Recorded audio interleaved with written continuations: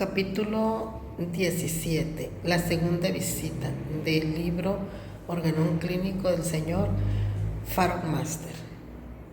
La primera prescripción es la más valiosa, la que tiene más peso, mientras que la segunda visita es la más difícil en el tratamiento homeopático.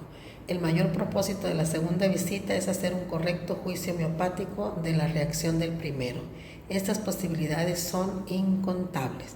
Cuanto más tiempo esperamos la segunda visita después de la primera prescripción depende de varios factores. Cuán serio es el padecimiento del paciente, qué tan aguda o crónica es la patología, qué tan grave es la patología, cuánto puede esperar el paciente. En caso de un problema crónico, el homeópata esperará un mes para juzgar el efecto de su primera prescripción.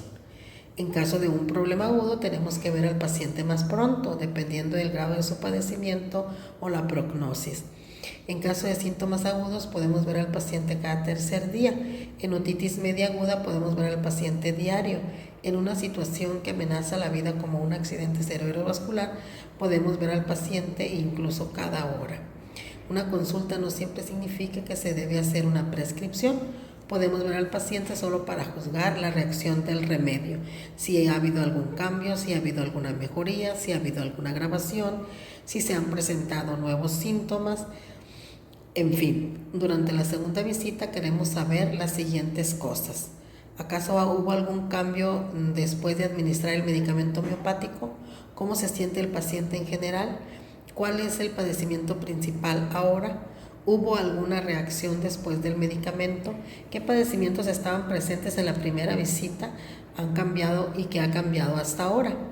Debemos dejar hablar al paciente sin interrumpirlo. Mientras tanto, solo observemos. Si el paciente no tiene nada más que decir, podemos animarlo para que nos diga más a través de preguntas como ¿algo ha empeorado?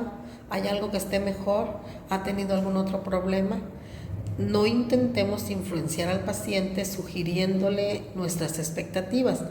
La mejor actitud es si el paciente está mejor, bueno, si no, bueno, o la actitud de ya veremos. Cada sugerencia de nuestro lado puede influenciar al paciente y hacer que nuestro juicio sea menos objetivo.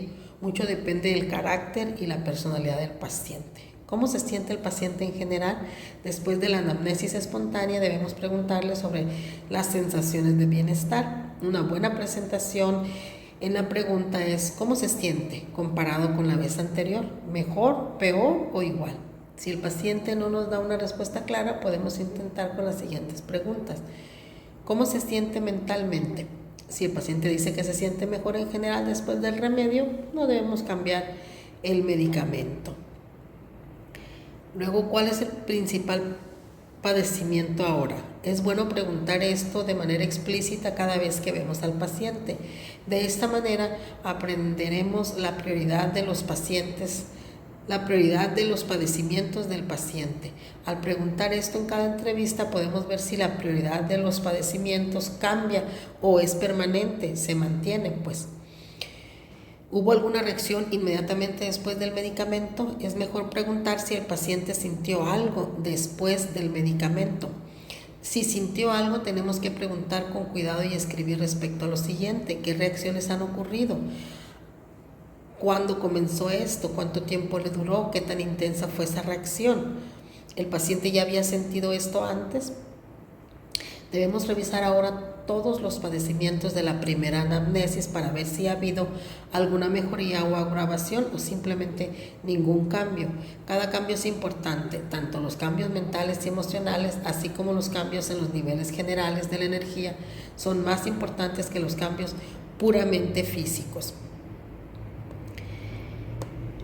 Hay algunos obstáculos en la evaluación correcta. Algunos pacientes escriben muchas cosas después de su primera visita y nos leen esto, pero no nos dicen si se sienten mejor o no, o si hay cambios ocasionales del medicamento. Algunos otros desean ser condescendientes con el médico y le dirán que todo está muy bien, aunque todos sus padecimientos sigan igual, es decir, no son objetivos a la hora de evaluar. Algunos son impacientes y en un corto periodo quieren que todo se les solucione, esperan una cura completa de todos los padecimientos. Algunos pacientes saben homeopatía y leen sobre el medicamento que les han administrado y algunas veces no quieren cierto medicamento porque no están de acuerdo con el médico. Otros pacientes están mejor, pero tratan de encontrar otras razones para explicar las causas de su mejoría y no le atribuyen a la homeopatía el buen trabajo que hace. Evaluación de las aseveraciones del paciente durante la segunda visita. Me siento perfectamente bien después de haber tomado el tratamiento, dicen algunos. Si hubo una agravación seguida de una mejoría, esta reacción es ideal. Hemos administrado el medicamento correcto en la potencia adecuada y el paciente tiene un buen mecanismo de defensa. En dichos casos podemos estar seguros de que el paciente seguirá bien por 2 o 3 meses como mínimo. Si no hubo agravación, pero el paciente se siente perfectamente bien, le dimos el medicamento adecuado en la potencia adecuada en el momento justo.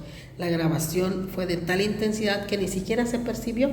En dichos casos el paciente seguirá bien por mucho tiempo y aquí es solo que debemos esperar.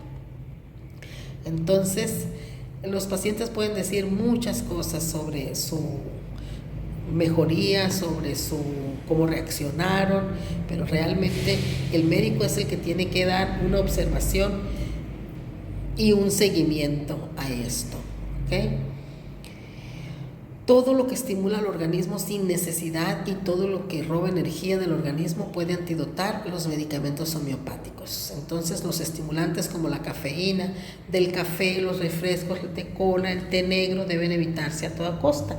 El alcanfor y la menta también.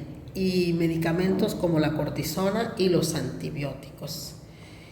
Las situaciones también de robo de energía como la pena, el estrés, la humillación y otras emociones negativas muy fuertes pueden antidotar los medicamentos homeopáticos porque roban la energía y bajan el sistema inmunológico. Por lo tanto, necesitan resolverse todo ese tipo de situaciones de manera rápida para que no repercutan en el tratamiento que va recibiendo el paciente. Capítulo 18, la segunda prescripción del libro Organón Clínico de Farag Master. En mi práctica sigo ciertas reglas en relación con la segunda prescripción. La aplicación de estas reglas nos ayudará a analizar mejor los efectos de los medicamentos. Regla número 1. Cuando el paciente dice me siento mejor, debemos esperar. Regla número 2. Nunca administremos un medicamento cuando no tengamos un cuadro claro o cuando el cuadro esté cambiando muy rápidamente. Regla número 3. Nunca nos apresuremos a prescribir cuando regresa un síntoma o un grupo de síntomas nuevos, incluso si molestan al paciente un poco. Regla número 4. Después del primer medicamento, cuando la mayoría de los síntomas han desaparecido, debemos esperar, incluso si el paciente parece tener algunos síntomas remanentes. Esto es cierto en caso de padecimientos funcionales. Cuando hay una patología profunda, se requiere la repetición hasta que se tenga cuidado de la patología. Regla número 5. Nunca administremos un nuevo remedio cuando la intensidad o la frecuencia de los síntomas está disminuyendo. Regla número 6. Nunca cambiemos el medicamento que ha funcionado bien. En caso de una recaída, repitamos el mismo remedio en la misma potencia. Si esto no ayuda, debemos dar una potencia más alta, una potencia más baja antes de desechar este medicamento. Regla número 7. No antidoticemos una agravación medicinal incorrecta con otro medicamento homeopático. Esto solo añadirá caos a la situación. Es mejor sobreponerse a la reacción homeopática perturbadora esperando temporalmente o aconsejando al paciente que tome un café negro bien cargado. Regla número 8. No repitamos un medicamento muy rápidamente, pues podemos perturbar la acción de la dosis anterior y arruinar el caso.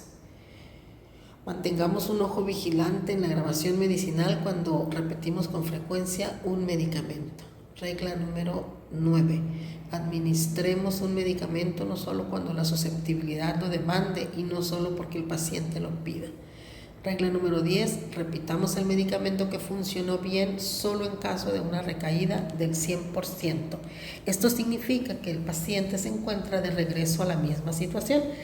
Si los padecimientos son funcionales, administre placebo, mientras primero y luego vea si hay mejoría. Regla número 11, cuando el caso está evolucionando de acuerdo con la ley de Hering, no prescribamos ningún medicamento. Esto significa que cuando los padecimientos están evolucionando principalmente de adentro hacia afuera, de arriba hacia abajo y el órgano más importante al menos importante, ningún medicamento es necesario. Con esto, atendiendo a estas reglas, podemos trabajar en aras de conservar y recuperar la salud del paciente. Gracias.